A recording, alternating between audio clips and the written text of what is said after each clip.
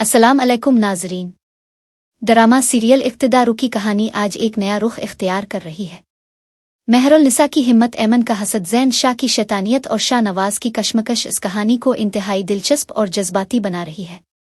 कहानी का आगाज़ इस वक्त होता है जब मेहरुन्निसा इस हकीकत को तस्लीम करती है कि अगर इसे अपने भाई के कातिलों से बदला लेना है तो इसे हर हाल में इसी घर में रहना होगा।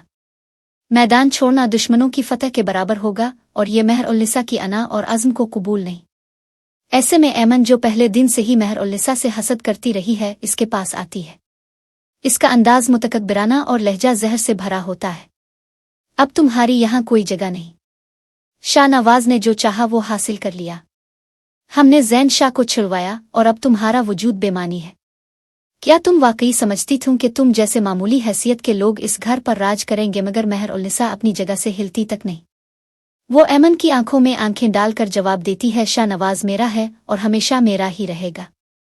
तुम जो चाहे कर लो, वो तुम्हारा कभी नहीं होगा। ऐमन इस जवाब पर गुस्से से बेकाबू हो जाती है और कहती है, तुम जैसी बदतमीज लड़की से बात करना भी वक्त ज़ाय करना है। ये कहकर वो गुस्से से वहां से चली जाती है, मगर उसके अंदर मेहरुन्निसा के लिए नफरत और बढ़ जाती है। इसी दौरान मेहरुन्निसा की छोटी बहन मुस्कान इससे मुलाकात के लिए आती है।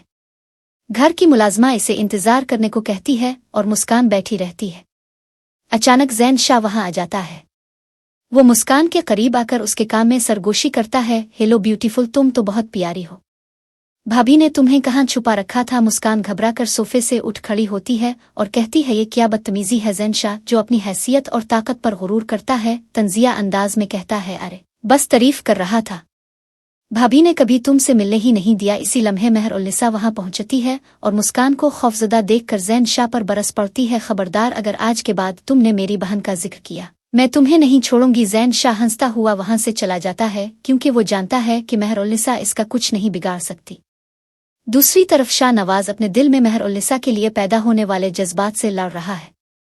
वो समन शाह से कहता है, हमने मेहरुन्निसा से सिर्फ ज़ैन शाह को छुड़वाने के लिए शादी की थी, अब इसे मजीद यहाँ रखने का कोई फायदा नहीं। मगर समन शाह, जो ज्यादा समझदार और सियासी चालाकी रखने वाली है, इसे समझाती है, अभी सब्र करो, अगर हमने इसे तलाक दी तो वो मीडिया पर जाकर हंगामा करेगी। अभी इसे यहाँ रहने दो ताकि ये तासुर न जाए कि हमने इसे इस्तेमाल किया।